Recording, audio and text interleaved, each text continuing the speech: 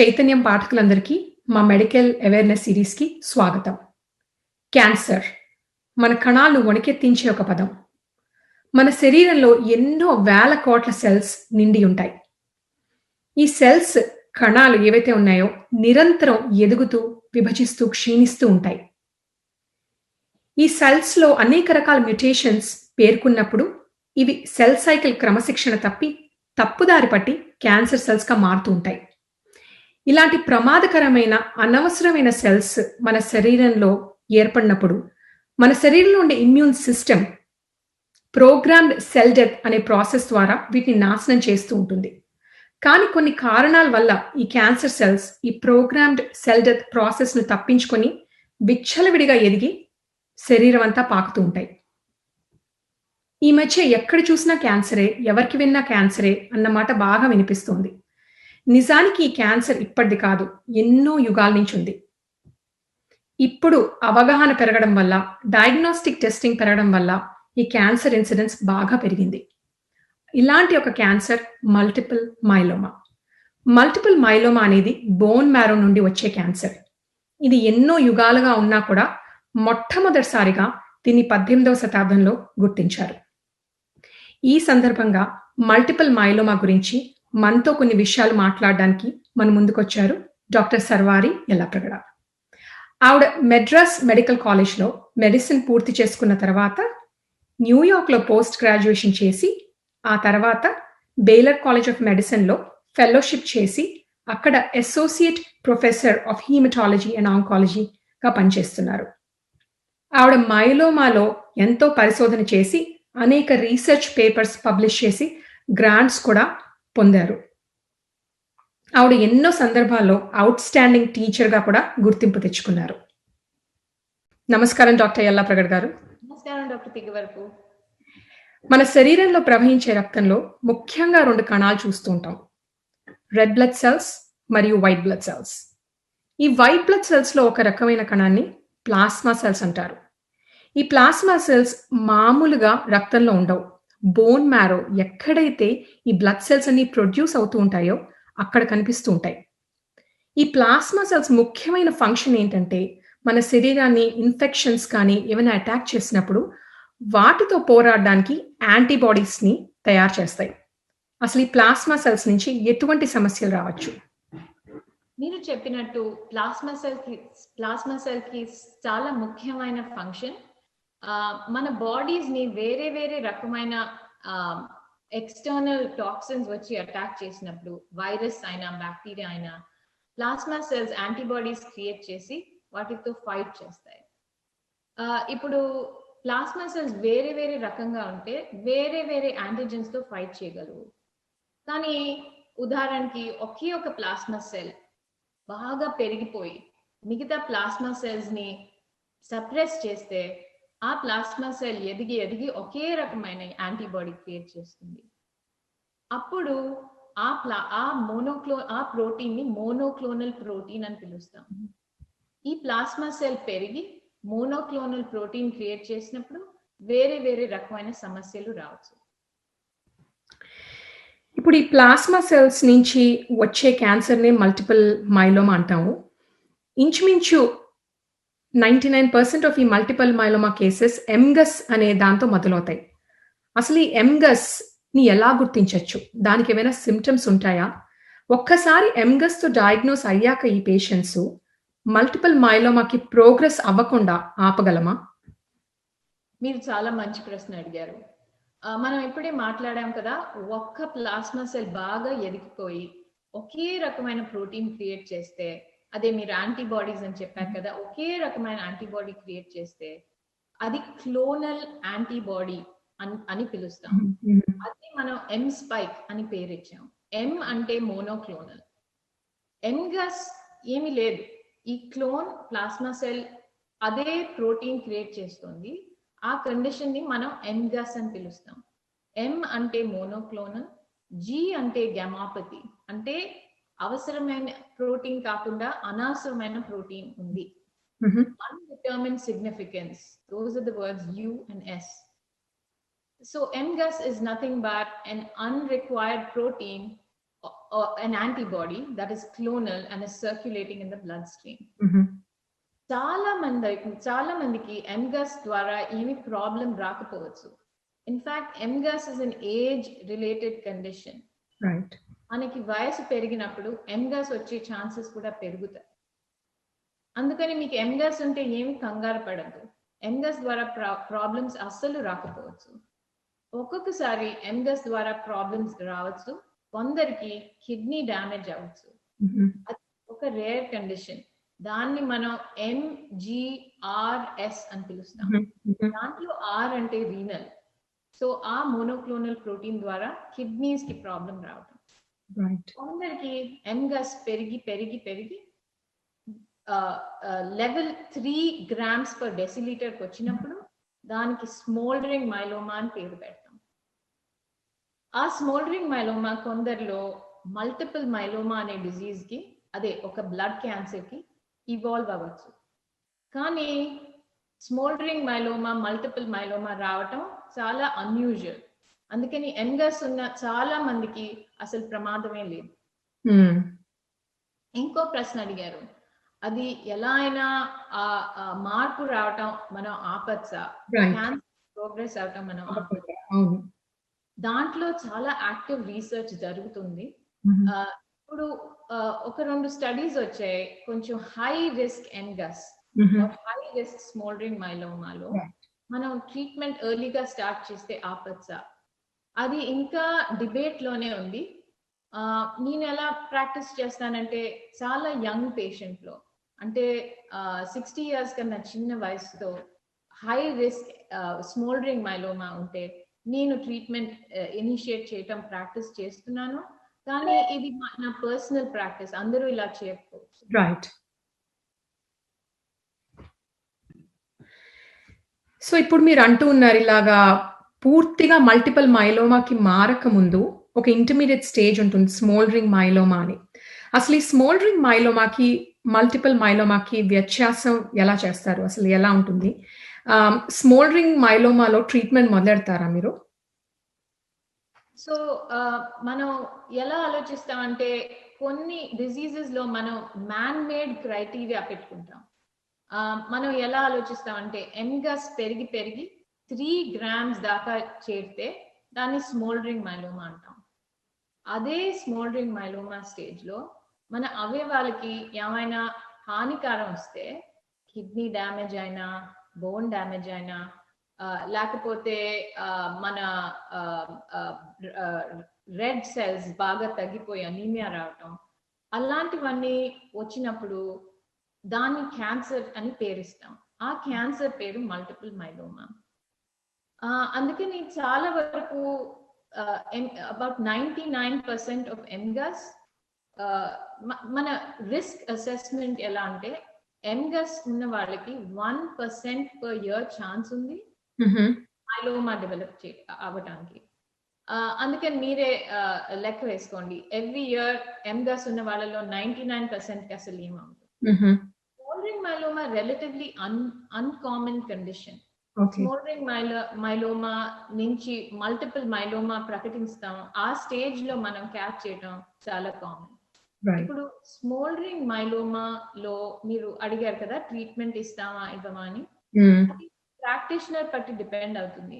కానీ కొందరు ఏం చేస్తారంటే, ఆ స్థితిలో బోన్ మ్యారో బయోప్సీ చేసి ఎన్ని ప్లాస్మా సెల్స్ ఉన్నాయో, ఎన్ని క్యాన్సరస్ ప్లాస్మా సెల్స్ ఉన్నాయో చూసి, అదే వ్యక్తి ఏజ్ అండ్ కోమార్బిడిటీస్ చూసి అలాంటి డెసిషన్స్ తీసుకుంటాం.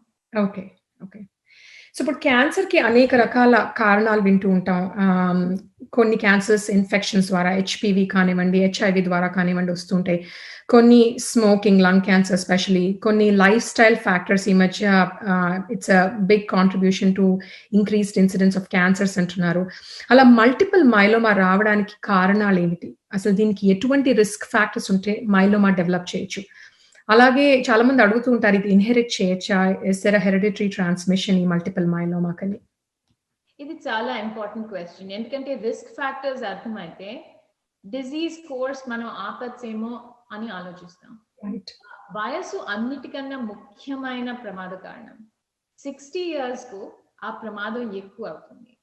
60 years కి తక్కువ ఎంగస్ ఆర్ మైలోమా రావడం చాలా ఛాన్స్ చాలా తక్కువ. మరి పురుషుల్లో కొంచెం ఎక్కువ సంభవం.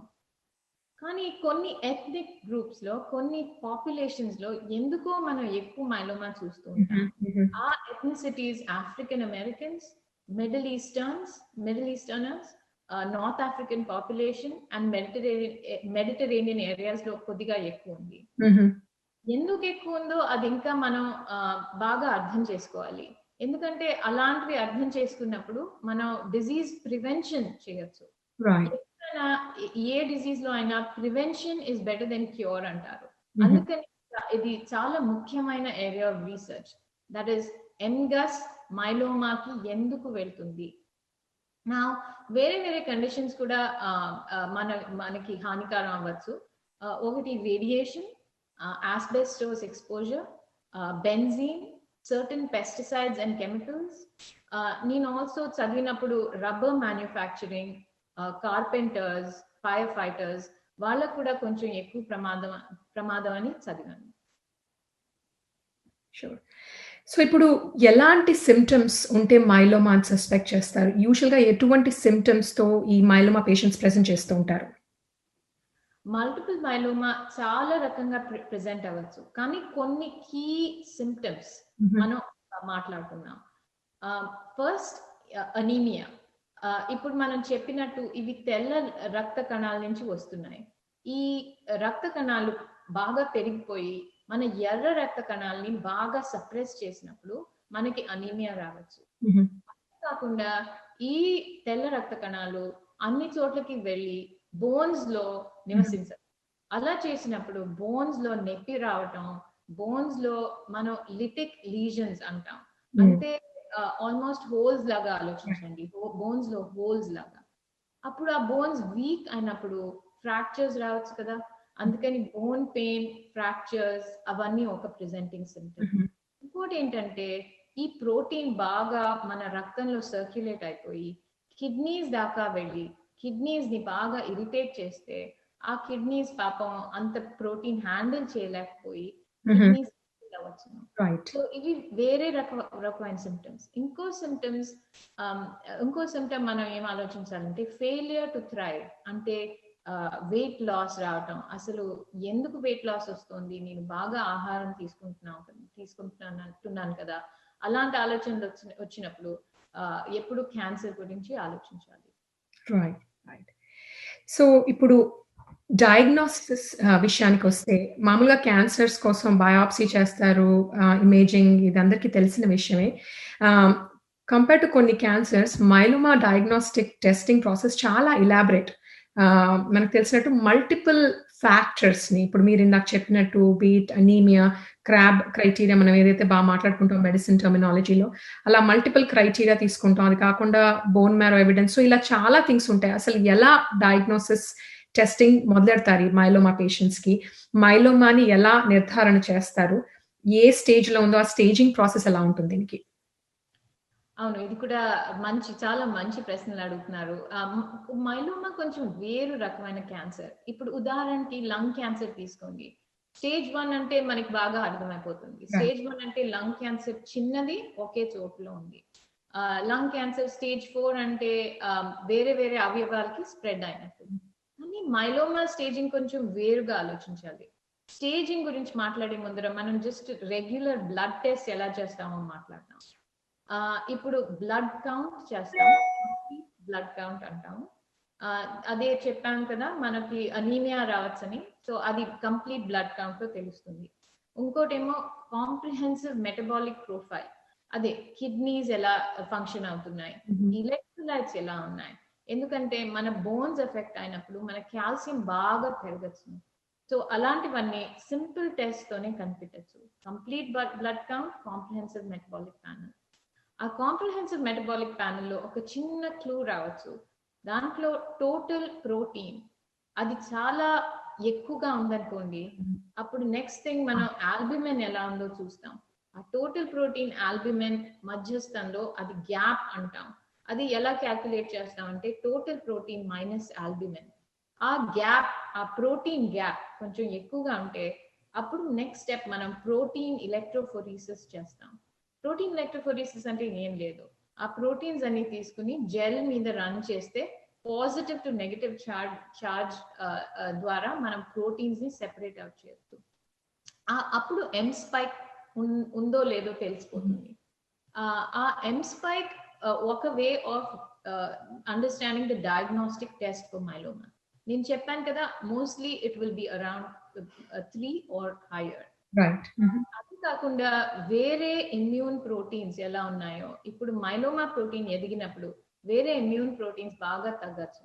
సో అవి మెజర్ చేయొచ్చు, క్వాంటిటేటివ్ ఇమ్యూనోగ్లోబులిన్స్. ఇంకోటి ఏంటంటే ఈఎస్ఆర్ మెజర్ చేస్తాం. ఇవి వేరే వేరే జస్ట్ క్లూస్ రావటానికి.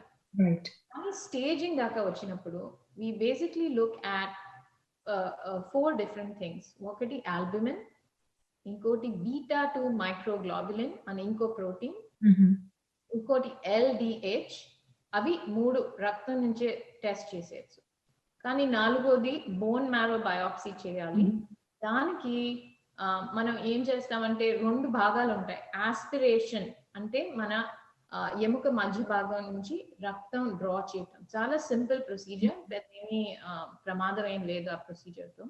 ఇంకోటి ఒక చిన్న పీస్ ఆఫ్ బోన్ కూడా తీసుకుంటాం. అవి 2 టెస్ట్ చేసినప్పుడు మనం స్పెషల్ జెనెటిక్ స్టడీస్ చేస్తాం. మా హాస్పిటల్లో, చాలా హాస్పిటల్స్ లో ఫిష్ స్టడీస్ అంటారు. ఫిష్ అంటే ఫ్లోరసెంట్ ఇన్ సైటు హైబ్రిడైజేషన్. అది పెద్ద ఫ్యాన్సీ టెక్నాలజీ ఏం కాదు, కానీ ఎక్స్పెన్సివ్ అవ్వచ్చు. ప్రోబ్స్ తీసుకుని వేరే వేరే జెనెటిక్ అబ్నార్మాలిటీస్ ని కనిపెట్టి ఈ ఇన్ఫర్మేషన్ అంతా సింథసైజ్ చేసి what is the risk of the myeloma అని 3 groups categories man made again to tell us what is the prognosis of the patient. ఎలా ట్రీట్మెంట్ ఇస్తే ఎలా రిజల్ట్ వస్తుంది అది చెప్పడం. రైట్. సో మీరు చెప్పినట్టు simple blood chemistry could be a clue. Myeloma ఉందేమో వీళ్ళకి ప్రోటీన్ గ్యాప్ బట్టి. So something like a simple blood chemistry నుంచి మొదలై ఇలాంటి టెస్టింగ్ అంతా చేసి చివరికి బోన్ మ్యారో బయాప్సీ తర్వాత డయాగ్నోసిస్ నిర్ధారణ చేశాక స్టేజింగ్ అది డిటర్మిన్ చేయొచ్చు. యాక్చువల్లీ నేను మీరు అన్నప్పుడు ఒక మాట గుర్తుకొచ్చింది. మన bone marrow biopsy is not needed to make the diagnosis of myeloma.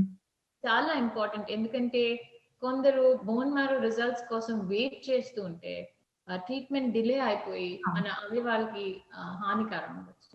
So to make the diagnosis of myeloma నేను చెప్పినట్టు ఆ ప్రోటీన్ లెవెలే చాలు, ప్లస్ క్లినికల్ క్యారెక్టరిస్టిక్స్. అందుకనే నేను ఎప్పుడు నా ఫెలోస్ కి ఎలా చెప్తానంటే diagnosing myeloma is an art and a science. You have to use all your knowledge about the patient to see whether the M spike is actually causing the organ damage. Right. So, ala simple blood test to diagnose cheyచ్చు, follow kuda cheyచ్చు. ఇప్పుడు under resourced areas లో FISH testing కుదరలేదు అనుకోండి, just albumin, beta 2 microglobulin and LDH ఆ values తో మనం staging కొంచెం ఒక లెవెల్ కి ఏర్పడేది చేయొచ్చు. Okay, nice. సో ఇప్పుడు డయాగ్నోస్ చేశాక వన్స్ మైలోమా పేషెంట్ మీ క్లినిక్ లో కానీ లేకపోతే హాస్పిటల్లో కానీ వస్తే కనుక అసలు ట్రీట్మెంట్ ఎలా మొదలెడతారు? What is the initial treatment? వేరే క్యాన్సర్స్ లాగే కీమో థెరపీ స్టార్ట్ చేస్తారా వెంటనే? దాంతోపాటు రేడియేషన్ కూడా అవసరం పడుతూ ఉంటుందా వాళ్ళకి? మీరు కీమోథెరపీ అనే వర్డ్ వాడారు, అందుకని నేను ఒక చిన్న స్టోరీ చెప్తాను. నా ఫెలోషిప్ స్టార్ట్ చేసినప్పుడు కీమోథెరపీ వాడేవాళ్ళం మైలోమాలో, కానీ within the 3 years I was in fellowship అది చాలా మారిపోయి ఇప్పుడు నూతన టార్గెటెడ్ థెరపీస్ వాడుతున్నాం. కీమోథెరపీ చాలా తక్కువ, నేను చెప్తాను ఏ కాంటెక్స్ట్ లో యూజ్ చేస్తామో, కానీ ఇప్పుడు ఈ న్యూ ట్రీట్మెంట్స్ బాగా ఎక్కువైపోయాయి. ఇప్పుడు న్యూ కాదేమో, they are more than a decade old. కానీ వీటితో ఏం అడ్వాంటేజ్? ఎందుకు why are we steering away from chemotherapy?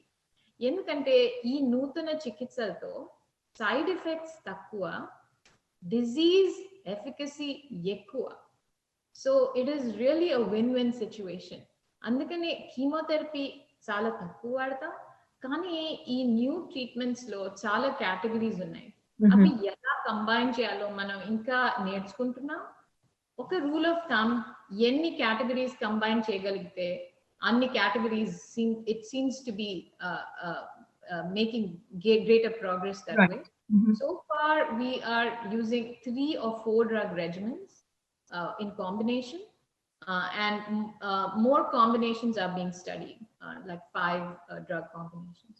So ఈ కేటగిరీస్ ఏమిటంటే, ఒకటి మోనోక్లోనల్ యాంటీబాడీస్.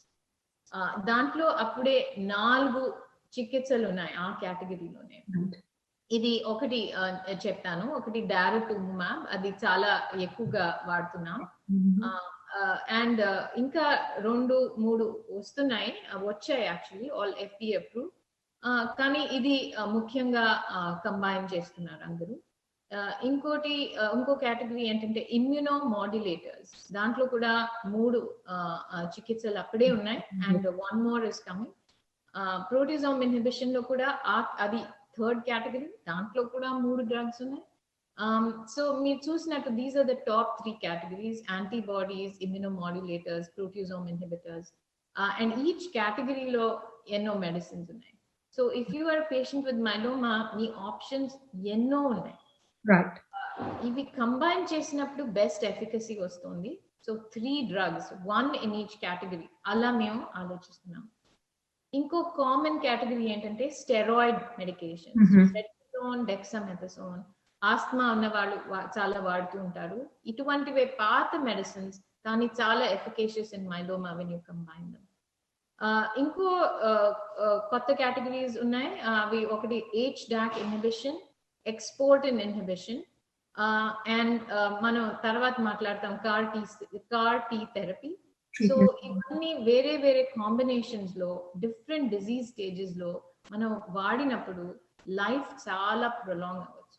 అబ్సల్యూట్గా మీరు అన్నట్టు we have moved away from chemo for myeloma. ఇప్పుడు మనం క్లినిక్లో చూసే పేషెంట్స్కి 3 or 4 డ్రగ్ రెజిమెంట్స్ కామన్గా యూస్ చేస్తున్నాం. అండ్ మీరు అన్నట్టు మోర్ ఆఫ్ టార్గెటెడ్ ట్రీట్మెంట్స్, ఇమ్యూనోమాడ్యులేటర్స్. దీనివల్ల క్వాలిటీ ఆఫ్ లైఫ్ బెటర్ ఉంటుంది, అండ్ సైడ్ ఎఫెక్ట్స్ తక్కువ. అండ్ అబ్సల్యూట్గా మీరు అన్నట్టు they absolutely live a better life. Bone marrow transplantation, ఇది కూడా చాలా వింటూ ఉంటాం, పార్ట్ ఆఫ్ మైలోమా ట్రీట్మెంట్ అని. సో ఈ బోన్ మ్యారో ట్రాన్స్ప్లాంట్ వచ్చేసరికి ఎలా చేస్తారు ఈ మైలోమా పేషెంట్స్ లో? అసలు ఎవరు ఎలిజిబుల్, దీనికి ఎవరు అర్హులు బోన్ మ్యారో ట్రాన్స్ప్లాంటేషన్ పొందడానికి? అలాగే ఈ బోన్ మ్యారో ట్రాన్స్ప్లాంటేషన్ వల్ల ఈ పేషెంట్స్ లో ఏమైనా కాంప్లికేషన్స్ రావచ్చా? మీరు ఇది వరకు ఇందాక అడిగిన ప్రశ్న, ఆ కీమోథెరపీ క్వశ్చన్ కూడా ఇప్పుడు రెలవెంట్, అందుకని 2 కంబైన్ చేసి ఆన్సర్ చేస్తాను. ఇప్పుడు bone marrow transplant in myeloma ఎటువంటిది? మనకి తెలుసు 2 రకమైన బోన్ మ్యారో ట్రాన్స్ప్లాంట్స్ ఉన్నాయి. ఒకటి మన ఓన్ స్టెమ్ సెల్స్ మనకి తిరిగి ఇవ్వటం, ఇంకొకటి వేరే వాళ్ళ స్టెమ్ సెల్స్ మనలో అడ్మినిస్ట్రేట్ చేయటం. So first type of transplant, అది మన ఓన్ స్టెమ్ సెల్స్ మనం తీసుకుంటే దాన్ని ఆటోలగస్ ట్రాన్స్ప్లాంటేషన్ అంటాం. ఇప్పుడు మైలోమాలో చేసేది ఆటోలగస్ ట్రాన్స్ప్లాంటేషన్. ఎందుకంటే క్లినికల్ ట్రయల్స్ లో ఆటో వర్సెస్ ఆలోజినిక్ అంటే వేరే వాళ్ళ స్టెమ్ సెల్స్ ఇవ్వటం కంపేర్ చేసినప్పుడు ఆటోలగస్ ట్రాన్స్ప్లాంట్ వాజ్ ద విన్నర్. ఎందుకంటే ఆలోజినిక్ ట్రాన్స్ప్లాంట్స్ తో చాలా కాంప్లికేషన్స్ ఎక్కువ వచ్చాయి మైలోమా పేషెంట్స్ కి. సో ఇప్పుడు ట్రాన్స్ప్లాంట్ అంటే ఏం లేదు, ఫస్ట్ ఒక పెద్ద డోస్ ఆఫ్ కీమోథెరపీ ఇచ్చి మన స్టెమ్ సెల్స్ మొబిలైజ్ చేయటం. స్టెమ్ సెల్స్ మొబిలైజ్ చేసినప్పుడు వాటి స్టెమ్ సెల్స్ అంటే ఏంటి, మనకి ఆ స్టెమ్ సెల్ కి వేరే వేరే రక్త కణాలని క్రియేట్ చేసే ఎబిలిటీ ఉంది. స్టెమ్ సెల్ ని తీసుకుని పక్కన పెట్టి మళ్ళీ ఇంకో పెద్ద డోస్ ఆఫ్ కీమోథెరపీ ఇచ్చి బోన్ మ్యారోని కంప్లీట్ గా తీసేయటం, బాగా క్లీన్ అప్ చేసేయటం. అలా చేయటం, అక్కడ ఒక చిన్న మైలోమా సెల్ దాక్కుని ఉంటే దాన్ని డిస్ట్రాయ్ చేయటానికి. కానీ బోన్ మ్యారో ట్రాన్స్ప్లాంట్ ఎంత పెద్ద డోస్ కీమోథెరపీ ఇస్తారంటే మనం రికవర్ ఎలా అవుతాం? ఈ కీమోథెరపీ పేరు మెల్ఫిలాన్. మెల్ఫిలాన్ చిన్న డోస్ లో ఇవ్వచ్చు, పెద్ద డోస్ లో కూడా ఇవ్వచ్చు. మైలోమా సెల్స్ మెల్ఫిలాన్ చూసి బాగా చచ్చిపోయే అవకాశం ఉంది. They are very sensitive to melphalan. So ఆ పెద్ద డోస్ ఇచ్చాక మనం ఎలా బోన్ మ్యారోని మళ్ళీ రీపాపులేట్ చేస్తాం, దానికి ఆ స్టెమ్ సెల్స్ మళ్ళీ తిరిగిస్తాం అన్నమాట. So autologous bone marrow transplant అంటే ఏం లేదు. Basically, it is a high dose of chemotherapy along with a stem cell rescue.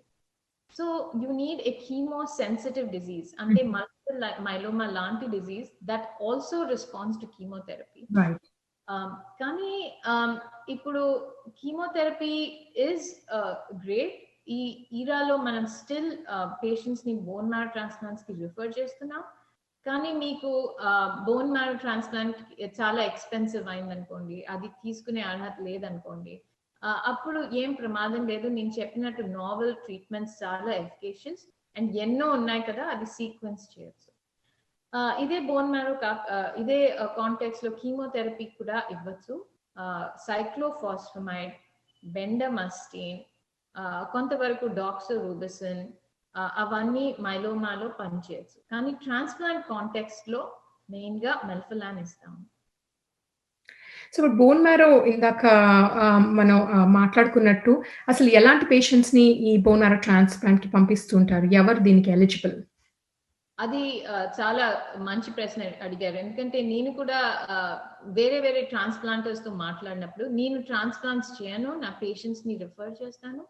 వేరే వేరే వాళ్ళకి కొంచెం థ్రెష్ హోల్డ్స్ డిఫరెంట్ గా ఉంటాయి, క్రైటీరియా కొంచెం డిఫరెంట్ గా ఉంటాయి. కానీ overall patients younger than age 70 years, but more than age వాళ్ళు చాలా ఫిజికల్ గా ఫిట్ గా ఉండాలి. మనకి ఆఫెన్ మైలోమా ఒకే డిజీజ్ తో రాదు కదా. పేషెంట్స్ కి డయాబెటీస్ ఉండొచ్చు, హై బ్లడ్ ప్రెషర్ ఉండొచ్చు, హార్ట్ ప్రాబ్లమ్స్ ఉండొచ్చు. అవన్నీ చూసి ఎలా కంట్రోల్లో ఉన్నాయి, పేషెంట్ ట్రాన్స్ప్లాంట్ టాలరేట్ చేయగలరా, ఇవన్నీ ఆలోచించి మనం కేర్ఫుల్ గా డెసిషన్ తీసుకోవాలి. ఎందుకంటే నేను చెప్పినట్టు ట్రాన్స్ప్లాంట్ ఇవ్వకపోయినా చాలా ట్రీట్మెంట్స్ ఉన్నాయి. ఇప్పుడు ట్రాన్స్ప్లాంట్స్ తో కాంప్లికేషన్స్ ఏం రావచ్చు, ఆ బోన్ మ్యారో బాగా తగ్గించినప్పుడు మనకి ఇన్ఫెక్షన్స్ వచ్చే ఛాన్స్ ఎక్కువ. అందుకని 1 నెల దాకా మన శరీరంలో చాలా నూతనంగా ఉంటుంది, హీలింగ్ బాగా ప్రాబ్లం అవుతుంది, తింటాం కొంచెం ప్రాబ్లం అవ్వచ్చు. ట్రాన్స్ప్లాంట్ మార్టాలిటీ అంటే ఆ 30 days లో పేషెంట్ ని లూజ్ అవటం చాలా తక్కువ. కానీ బాడీ టాలరెన్స్ కొంచెం ఎక్కువ ఉండాలి ఆ 1 month దాటి నెక్స్ట్ స్టేజ్ కి వెళ్ళడానికి. సో ఇప్పుడు ఈ బోన్ మ్యారో ట్రాన్స్ప్లాంట్ అయ్యాక మైలోమా తిరిగి వచ్చే అవకాశం ఉంటుందా? అసలు ఎంతమందిలో రిలాప్స్ ఆఫ్ మైలోమా అవ్వచ్చు? అలా అవ్వకుండా ఉండడానికి మెయింటెనెన్స్ ట్రీట్మెంట్స్ లాంటివి ఇస్తూ ఉంటారా? అగైన్ ఈ ఆన్సర్ తో నా పర్సనల్ బయాస్, నేను అందరినీ ట్రాన్స్ప్లాంట్ కి రిఫర్ చేయను. నేను పనిచేసే పేషెంట్ పాపులేషన్ చాలా ఫ్రేల్, అంటే చాలా మెడికల్ కోమార్బిడిటీస్ ఉండే పాపులేషన్ తో పనిచేస్తాను. అయినా కూడా we have been able to successfully prolong life by many years for many of these patients. నేను ఎలా ఆలోచిస్తానంటే పేషెంట్ కి ఏం కావాలి, what is there personal goal, ఇంకోటి ఏంటంటే what is the tolerance, will those 30 days be too much for them to tolerate the bone marrow transplant. So bone marrows I do not believe are curative, maybe in a small rare group, but overall they are not considered curative. అందువల్లనే నేను నూతన treatments తో చాలా మందిని manage చేస్తాను. కానీ transplant అయ్యాక if you take maintenance treatment, which form of maintenance, again it depends on your myeloma risk factors, but if you can take maintenance treatment after the transplant, అది మైలోమాని ఇంకా దూరంగా పుష్ అవుట్ చేస్తుంది. దాన్ని మనం progression free survival అంటాం. So చాలా ఏళ్ల దాకా రాకపోవచ్చు, కొందరిలో రావచ్చు. అబౌట్ 2 to 3 years మనం ట్రాన్స్ప్లాంట్ ఫ్రీ ఇంటర్వెల్, అంటే డిజీజ్ ఫ్రీ ఇంటర్వెల్ మనకి ట్రాన్స్ప్లాంట్ తర్వాత వస్తే that is considered a good interval. So ఇప్పుడు బోన్ మ్యారో ఎలిజిబిలిటీ గురించి మాట్లాడుకున్నట్టు ఇందాక మీరు అన్నారు చాలా మంది patients you work with are frail, comorbidities చాలా ఎక్కువ ఉంటాయని. ఐ సపోజ్ అలాంటి పేషెంట్స్ ఆర్ నాట్ ఎలిజిబుల్ కూడా for bone marrow transplant. So అలాంటి వాళ్ళలో ప్రోగ్నోసిస్ ఎలా ఉంటుంది when they are not getting the transplant?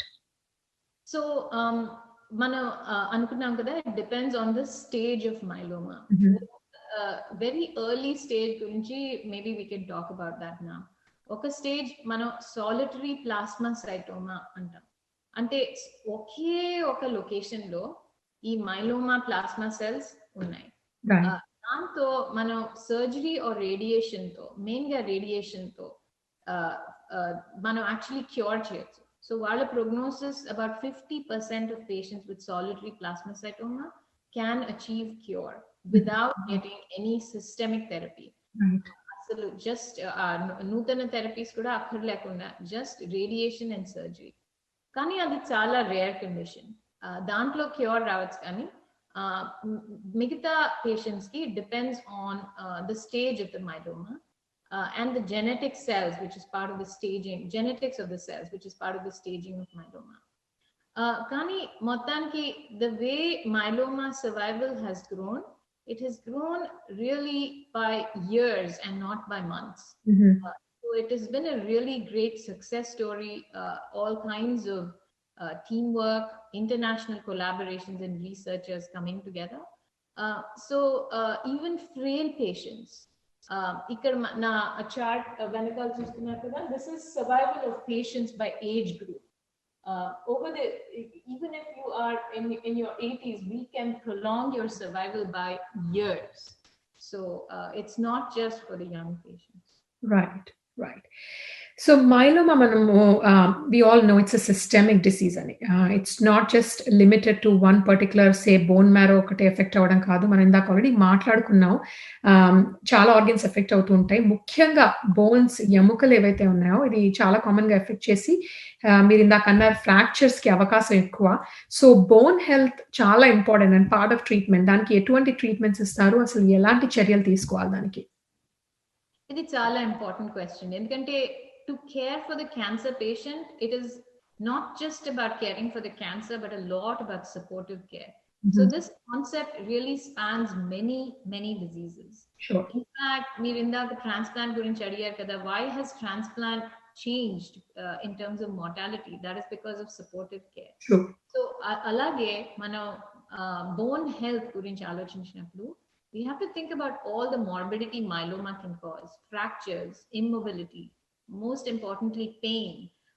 So aటువంటి situations ani, they can make a patient's life very difficult even if you're able to control the myeloma. That is the importance of bone health. ఇప్పుడు bone ని ఎలా కాపాడచ్చు, ఎలా strengthen చేయొచ్చు, అలా ఎముకలు remodel అవ్వాలంటే we have certain medications approved for use. ఒకటి జోలిండ్రోనిక్ acid, ఇంకోటి పెమిడ్రోనే, మూడోది ఇక్కడ కూడా చాలా ఎక్స్పెన్సివ్ అనే ఆలోచిస్తాం, దాని పేరు డినోసమాబ్. డినోసమాబ్ ఇచ్చినప్పుడు మనం కాల్షియం లెవెల్స్ బాగా కేర్ఫుల్ గా మానిటర్ చేయాలి. కానీ ఈ మూడిట్లో ఏదో ఒకటి వాడినప్పుడు మన బోన్స్ స్ట్రెంగ్తెన్ అయినప్పుడు ఫ్రాక్చర్స్ తగ్గచ్చు, నొప్పి తగ్గచ్చు. ఇదే కాంటెక్స్ట్ లో రేడియేషన్ గురించి కూడా కొంచెం మాట్లాడచ్చు. మనం ప్లాస్మాసైటోమా కెన్ బి రేడియేటెడ్ అని ఆలోచించాం. ఇప్పుడు బోన్ కి కంప్రెషన్ ఫ్రాక్చర్ వచ్చి, అంటే బోన్ ఇంత హైట్ లో ఉండకుండా ఇలా కొలాప్స్ అయిపోయినప్పుడు మన స్పైనల్ కార్డ్ దాకా వెళ్ళి దాన్ని ప్రెషర్ ఎగ్జర్ట్ చేయొచ్చు. అలా చేసినప్పుడు కార్డ్ కంప్రెషన్ అని పేరుస్తాం. అది కూడా బోన్ ప్రాబ్లమే. అటువంటి ప్రాబ్లం వచ్చినప్పుడు మనం స్టెరాయిడ్స్ వాడి రేడియేషన్ ఇవ్వచ్చు.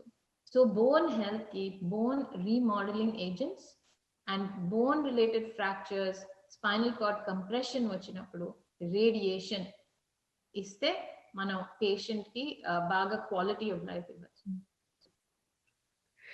అలాగే ఇందాక మాట్లాడుకున్నట్టు కిడ్నీస్ కూడా చాలా కామన్ గా ఎఫెక్ట్ అవుతూ ఉంటాయి మైలోమా పేషెంట్స్, బికాస్ ఈ ప్రోటీన్ మామూలుగా ఏవైతే కిడ్నీస్ ఎక్స్క్రీట్ చేస్తారో అవ్వకుండా ట్యూబ్యూల్స్ లో డిపాజిట్ అయ్యి ఈ ప్రోటీన్ డిపాజిషన్ వల్ల కిడ్నీస్ డ్యామేజ్ అవడం వింటూ ఉంటాం. అసలు ఎలాంటి ప్రాబ్లమ్స్ వస్తాయి? కిడ్నీస్ ఎఫెక్ట్ అయిన వాళ్ళలో డయాలసిస్ అలాంటివి అవసరం పడుతూ ఉంటాయా? ఇది చాలా ఇంపార్టెంట్ క్వశ్చన్. ఎందుకంటే మనం ఒక క్యాన్సర్ డయాగ్నోసిస్ వచ్చినప్పుడు వేరే మెడికల్ ప్రాబ్లమ్స్ ని ఇగ్నోర్ చేసే అవకాశం ఉంది. ఇప్పుడు అనుకోండి, నాకు డయాబెటీస్ ఉంది అనుకోండి, ఇప్పుడు నాకు మైలోమా వచ్చింది అనుకోండి, నేను ఆ మైలోమాకే ఇంపార్టెన్స్ ప్రభుత్వం ఇస్తాను. కానీ ఇది కిడ్నీస్ ని కాపాడాలంటే మిగతా మెడికల్ ప్రాబ్లమ్స్ ని కూడా బాగా కేర్ఫుల్ గా చూసుకోవాలి. మనం మైలోమా వాడే స్టెరాయిడ్స్ వేరే మెడికల్ ప్రాబ్లమ్ ని ఎగ్జాసబేట్ చేయ ఛాన్స్ ఉంది. సో మనం చాలా ఇంపార్టెన్స్ పే చేయాలి. మీకు డయాబెటీస్ ఉన్నా, హై బ్లడ్ ప్రెషర్ ఉన్నా అవి కూడా బాగా కంట్రోల్ చేసుకోవాలి. మైలోమా ట్రీట్మెంట్ మీద ఉన్నప్పుడు ఇంకా ఎక్కువ అటెన్షన్ పే చేయాలి. మీ డయాబెటీస్, బ్లడ్ షుగర్స్ బాగా కంట్రోల్ చేయటం, హెల్తీ డయట్ ఫాలో అవటం. డయట్ ఇస్ ఎవ్రీథింగ్ అంటారు. It is true, very true in cancer patients also. So అదొక విషయం. కానీ మీరు అడిగేది మైలోమా దానంతట అదే just without any other medical problems causing అలా కొందరు చాలా సిక్ గా వస్తారు. మైలోమా లెవెల్ చాలా హైగా ఉంది, కిడ్నీస్ ని బాగా డ్యామేజ్ చేసినప్పుడు ఇనిషియల్ గా మేము డయాలసిస్ అడ్వైస్ చేస్తాం. ఆ మైలోమాని at the same time treat చేస్తూ డయాలసిస్ తో కిడ్నీస్ ని సపోర్ట్ చేస్తాం. Since the myeloma treatments are so effective, many patients can come off of dialysis. Andukani meeku myeloma undi meeru dialysis to start cheste that is life anemi anukokarledu. About 1/3 of the patients may remain on dialysis, but the majority of them can come off of it. So no, dialysis may not be a forever change in your life if you have myeloma. But if you need that initial support, then it is okay to pursue that while you get active myeloma therapy. So ఇందాక మాట్లాడుకున్నట్టు ఇప్పుడు చాలా కొత్త treatments వస్తున్నాయి last 4-5 years లో. Cancer field in general, just myeloma కాకపోవచ్చు, this a lot of newer treatments, immunotherapy, CAR Ts, lot of patients ask immunotherapy options ఉన్నాయా అని. మైలోమా ఫీల్డ్కి వచ్చేసరికి కొత్త డెవలప్మెంట్స్ ఏంటి? అసలు ఇక్కడ కూడా కార్టీ అండ్ ఇమ్యూనోథెరపీ లాంటి ట్రీట్మెంట్స్ ఉపయోగిస్తున్నారా? దానివల్ల have you seen benefits and improved survival? This is a great question and something that I'm also learning about. Neenu personal ga CAR-T therapies ivanu, kani I learn a lot about it from my colleagues. Immunotherapy చాలా రకమైన చికిత్సలు ఉన్నాయి. CAR-T therapy ఏంటంటే it is a very specific form of immunotherapy. అసలు cancer ఎందుకు వస్తుంది అది ఒక ప్రశ్న మనం అడగాలి. మన ఇమ్యూన్ సిస్టమ్ ఎప్పుడు క్యాన్సర్ సెల్స్ తో ఫైట్ చేస్తూ ఉంటుంది.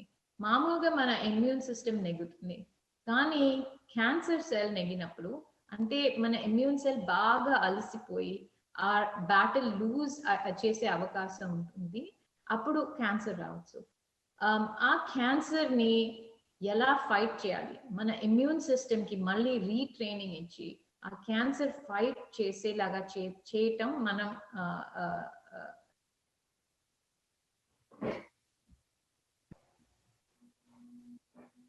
అసలు క్యాన్సర్ ఎందుకు వస్తుంది? మన ఇమ్యూన్ సెల్స్ ఎప్పుడు క్యాన్సర్ సెల్స్ తో ఫైట్ చేస్తూ ఉంటాయి. ఇప్పుడు ఇమ్యూన్ సెల్ ఎగ్జాషన్ అంటే బాగా ఇమ్యూన్ సెల్స్ అలసిపోయినప్పుడు క్యాన్సర్ రావచ్చు. ఇప్పుడు మన సెల్స్ ని తీసుకుని వాటిని మళ్ళీ రీట్రైన్ చేసి మనలోకి పంపిస్తే అవి క్యాన్సర్ సెల్స్ ని వెతికి ఫైట్ చేయొచ్చు. దాన్ని CAR-T సెల్ థెరపీ అంటాము. ఇప్పుడు CAR-T సెల్ థెరపీ ఇంకా మైలోమాలో డెవలప్ అవుతోంది. కొన్ని డ్రగ్స్ వచ్చాయి, కానీ క్యూర్ అని అనలేము. ఒక అడ్వాంటేజ్ ఏంటంటే CAR-T థెరపీ ఇచ్చాక వేరే మందులు అవసరం లేదు ఒక ఏడాది దాకా. కానీ ఇంకా మనం ఎక్కడ బెస్ట్ ఫిట్ ఉంటుందో ఆ CAR-T థెరపీకి ఇంకా చూస్తున్నాం. రైట్. సో లాస్ట్ 1 year నుంచి మనం అందరం COVID-19 తో డీల్ చేస్తున్నాం. ఇప్పుడు మైలోమా మనం ముందు మాట్లాడుకున్నట్టు ప్లాస్మా సెల్స్ ఏవైతే ఇన్ఫెక్షన్ ఫైటింగ్ సెల్స్ ఉంటాయో ఈ పేషెంట్స్ లో దాని నుంచి క్యాన్సర్ రావడం వల్ల ఇమ్యూనిటీ చాలా తక్కువ ఉంటుంది. ఆర్ ప్రోన్ టు ఇన్ఫెక్షన్స్ మీరు చెప్పినట్టు. అసలు లాస్ట్ 1 year నుంచి మీరు COVID-19 వల్ల ఈ మైలోమా పేషెంట్స్ లో ఎటువంటి ఇష్యూస్ చూస్తున్నారు? COVID-19 can cause blood clots, అంటే రక్తం గడ్డ కట్టడం. So myeloma and its treatments can all cause blood clots. ఇందువల్ల నేను చాలా పేషెంట్స్ లో క్లాటింగ్ ఎక్కువ చూస్తున్నాను. క్లాటింగే కాకుండా స్ట్రోక్స్, హార్ట్ అటాక్స్ కూడా చూస్తున్నాను మైలోమా పేషెంట్స్ లో. అందుకని మేము బ్యాలెన్స్ చేయాల్సి వస్తుంది. అటువంటి మైలోమా ట్రీట్మెంట్స్ అవసరమా, పేషెంట్ రెమిషన్ లో ఉన్నారా, ఇప్పుడు COVID-19 ఇన్ఫెక్షన్ వస్తే ఆ ట్రీట్మెంట్ స్టాప్ చేయాలా, అదొకటి బాగా ఆలోచించాల్సి వస్తుంది. ఇంకోటి ఏంటంటే COVID-19 వల్ల పేషెంట్స్ ఆఫీస్ కి రావడం ప్రిఫర్ చేయట్లేదు, అంటే క్లినిక్ లో వచ్చి ఎక్స్పోజర్ అవ్వటం వాళ్ళకి నచ్చట్లేదు. సో థెరపీస్ కూడా మేము బాగా మార్చాల్సి వస్తుంది. ఇంకోటి ఏంటంటే ట్రాన్స్ప్లాంట్స్ అవసరం లేకపోతే, ఇమీడియట్ గా అవసరం లేకపోతే గైడ్ లైన్స్ ద్వారా మేము డిలే కూడా చేస్తున్నాం ట్రాన్స్ప్లాంట్స్ ని. సో ఈ 3 విధానాలుగా మాకు కొంచెం మార్పు వచ్చింది ట్రీట్మెంట్ ప్యాటర్న్స్ లో. ఇప్పుడు ఇండియా విషయానికి వచ్చేసరికి మైలోమా అక్కడ ఇన్సిడెన్స్ కానివ్వండి, లేకపోతే అవగాహన కానీ అసలు ఎలా ఉంటుంది? అలాగే అదే విధంగా అక్కడ ఇక్కడ ట్రీట్మెంట్స్‌తో కంపేర్ చేస్తే ఎలా ఉంటున్నాయి? ఆన్ ద సేమ్ లైన్సా? లేకపోతే ఏమైనా డిఫరెన్స్ ఉందా? అక్కడ అందుబాటులో లేనివి ఇక్కడ మనకున్న ట్రీట్మెంట్స్ ఏమైనా ఉన్నాయా?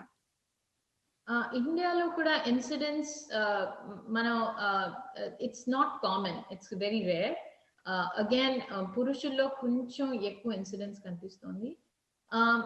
అన్ఫార్చునేట్లీ నేను ఇండియాలో ప్రాక్టీస్ చేయలేదు కాబట్టి, అండ్ ఇండియాలో ఎన్నో మైలోమా ఎక్స్పర్ట్స్ ఉన్నారు. కానీ what I have seen is all the treatments available here that are FDA approved are available there in some form. It may not be the exact drug, but నేను వేరే classes చెప్పాను కదా, each class లో there is at least one drug available to patients. Some of the research medications may not be available yet, but pretty much they have very good options for treatment. Inko question em adigaru, you asked me about differences. I think the biggest thing I'll say here is this is true anywhere across the world. It's all about access to care. కొందరికి ఇలాంటి treatments అందుబాటులో ఉంటాయి, కొందరికి ఉండట్లేదు, ఎందుకంటే it's expensive, they are not able to avail of everything. So treatment ఉండటం ఒకటి, కానీ పేషెంట్స్ దాకా రావటం వేరే విషయంగా ఉంది. This is my area of research. Even any countries lo ide problem, and this is my area of research even here. Right. Screening టెస్ట్‌కి వచ్చేసరికి ఇప్పుడు లాస్ట్ ఫ్యూ డెకేడ్స్‌లో ఈ క్యాన్సర్ స్క్రీనింగ్ టెస్ట్ వల్ల డిటెక్షన్ రేట్స్ బాగా పెరిగాయి. ఇంక్లూడింగ్ ఇండియాలో కూడా మీరన్నట్టు ఇప్పుడు అవగాహన కొంచెం పెరుగుతోంది. డయాగ్నోస్టిక్ టెస్టింగ్ పెరుగుతోంది. మేబీ అందుబాటులో కూడా వస్తున్నాయి. ఇంకా చాలా మందికి అందుబాటులో లేవు మీరన్నట్టు డయాగ్నోస్టిక్ టెస్టింగ్ కావచ్చు, లేకపోతే ద క్యాన్సర్ ట్రీట్మెంట్స్ కావచ్చు. బట్ ఎర్లీ డిటెక్షన్ వల్ల we have better control and survival rates ఈ పేషెంట్స్‌లో. For example low dose CT scans for lung cancer కానివ్వచ్చు, లేకపోతే కొలనోస్కోపీస్ ఫర్ కోలాన్ క్యాన్సర్స్ కావచ్చు. అలా మయోలోమాలో స్క్రీనింగ్ టెస్ట్స్ అనేవి అవైలబుల్ ఉన్నాయా? Do you foresee that screening test will help early detection మయోలోమాలో? నేను ఈ క్వశ్చన్ ఎలా ఆన్సర్ చేస్తానంటే, if incidentally you find MGUS which is the prelude to myeloma, then you have to decide who you should screen. Right. నా మనం అప్పుడే మాట్లాడాం కదా, MGUS, smoldering myeloma and multiple myeloma. Smoldering myeloma అనే కేటగిరీకి అందరికీ స్క్రీనింగ్ అవసరం, అట్లీస్ట్ వన్స్ ఎవ్రీ 6 months. ఇంకేమి చేయలేకపోతే just CBC, complete blood panel, and CMP, comprehensive metabolic panel అయినా చేయొచ్చు. మోస్ట్ ఆఫ్ ద టైమ్స్ ఆ ఎం ప్రోటీన్ లెవెల్ కూడా ఫాలో చేయొచ్చు. ఎంగాస్ పేషెంట్స్ కి కొంచెం వేరు. ఎంగాస్ పేషెంట్స్ కి మనం స్ట్రాటిఫై అగైన్ చేయాలి. మనం మైలోమాని 3 groups గా స్ట్రాటిఫై చేశాం కదా, అలాగే ఎంగాస్ ని 3 groups లో స్ట్రాటిఫై చేయొచ్చు. హై రిస్క్ గ్రూప్ ని స్క్రీన్ చేయటం అవసరం. ఏడాదికి ఒకసారి చేస్తే చాలు. ఇంకేమీ చేయలేకపోతే సిఎంపి, సిబిసి చాలు.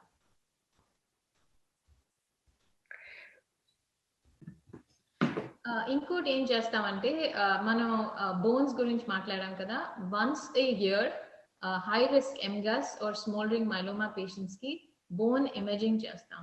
నేనైతే మామూలుగా పెట్ సిటీ స్కాన్స్ చేస్తాను, కానీ బోన్ సర్వే అనేది ఇట్ యూజెస్ మల్టిపుల్ ఎక్స్రేస్, అది కూడా చేయొచ్చు. That is much more I would say easily accessible to the majority of people. ఇంకోటి ఏంటంటే, ఎంఆర్ఐతో స్మోల్డరింగ్ మైలోమా పేషెంట్స్ ని స్క్రీన్ చేయాలి, ఎందుకంటే ఎక్కువ లీజన్స్ ఎంఆర్ఐలో కనిపిస్తే వాళ్ళకి ట్రీట్మెంట్ స్టార్ట్ చేయొచ్చు. రైట్. ఇప్పుడు ఈ ఎంగస్, smoldering myeloma and multiple myeloma కాకుండా ఇంకా వేరే ప్లాస్మా సెల్ డిజార్డర్స్ కూడా ఉంటాయి. దాని గురించి కొంచెం వివరిస్తారా? షూర్. ఇప్పటిదాకా మనం 4 కండిషన్స్ గురించి మాట్లాడాం కదా! ప్లాస్మాసైటోమా, solitary, ఎంగస్, smoldering myeloma, multiple myeloma. ఇంకో 2 కండిషన్స్ కొంచెం మనం గుర్తించాలి. ఒకటి ఏఎల్ అమిలాయిడోసిస్, ఇంకోటి వాల్డెన్స్ట్రామ్స్ మ్యాక్రోగ్లోబులినిమియా. ఇంకా చాలా రేర్ కండిషన్స్ ఉన్నాయి, కానీ అవి మనకి ఇప్పుడు అవసరం లేదు. ఒక 10-15 ఏళ్ల క్రితం మైలోమా అంటే ఆల్మోస్ట్ ఒక డెడ్ ఎండ్.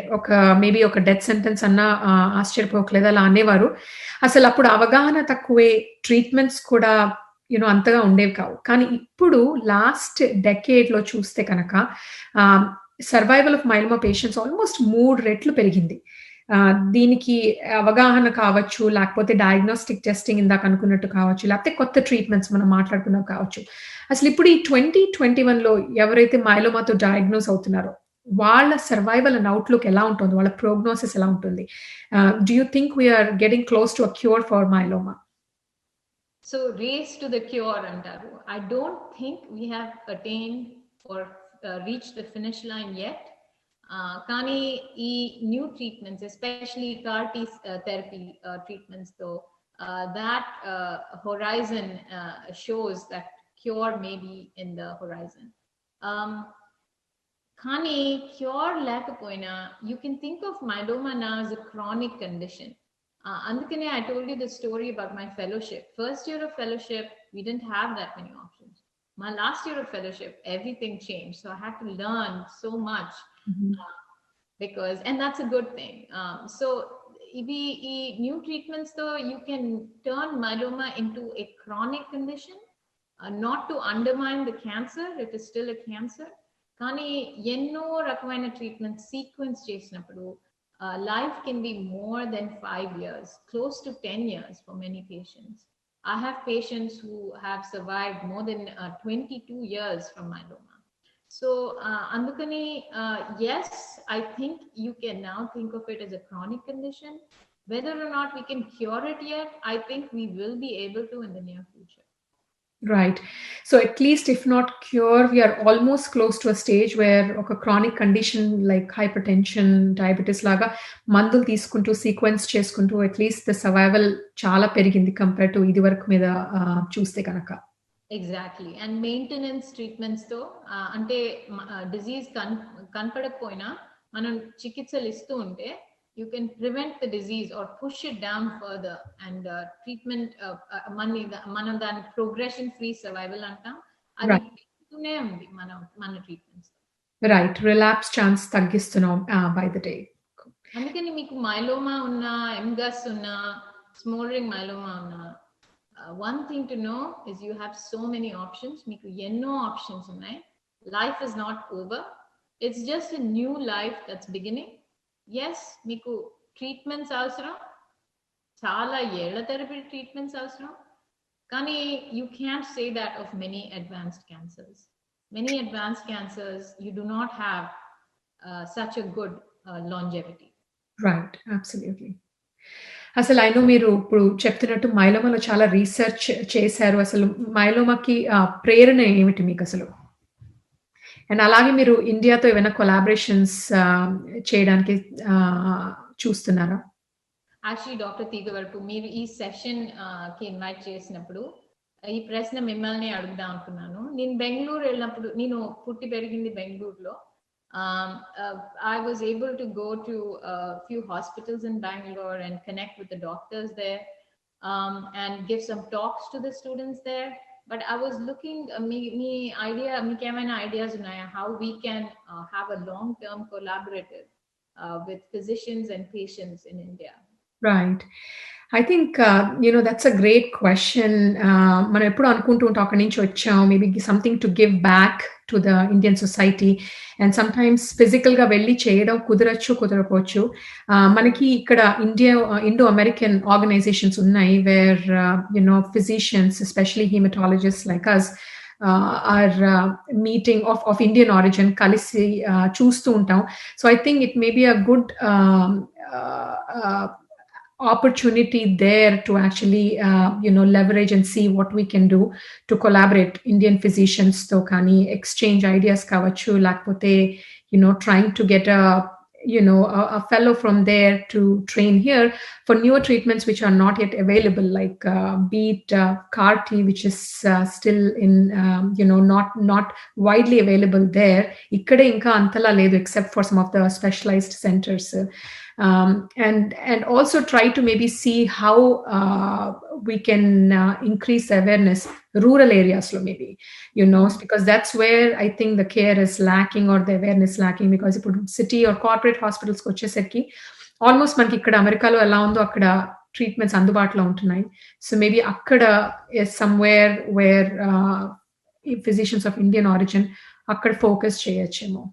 అవును, డెఫినెట్ గా. I think the rural community is always the last to get access, and that's true across the nation. So I look forward to collaborating with you and other leaders and so we can establish a long-term collaborative. Kani nenu velnappudu I was able to contribute by looking at flow cytometry with them, alanti koni diagnostic testings established cheyatam, adi we were able to do that, but it was spanning hematology, not just myeloma. Right. చివరిగా మీరు మా చైతన్యం పాఠకులకు ఇచ్చే advice కానీ suggestions కానీ? First of all ఇది చాలా ఇంపార్టెంట్ ప్లాట్ఫామ్ అండి. మనం వ్యూస్ అవి ఎక్స్చేంజ్ చేసుకోవటానికి. We have a lot to learn from each other, we have a lot to give each other. మనం ఇలా ఒకళ్ళని ఇంటర్వ్యూ చేసుకున్నప్పుడు we learn so much about each others professions, science, and this is the path forward. This is how we grow as a community, and ade kakunda manlanti valaki we want to contribute, we want to give back, and again this is a great platform to reach the community, the international community, and see how we can help. Okati last I want to say one thing. తెలుగులో తప్పులు మాట్లాడితే మన్నించండి. నేను పెరిగింది బెంగళూరులో, చదివింది మెడ్రాస్లో, so కొంచెం తెలుగులో I remain behind. Thank you so much for this. Not at all but thank you so much sharp. అసలు ఇంత మంచి మైలోమా గురించి ఇంత డీటెయిల్డ్ గా చెప్పినందుకు చాలా చాలా ధన్యవాదాలు. It was very helpful information. Thank you so much for coming. Thank you. నమస్కారం. నమస్కారం.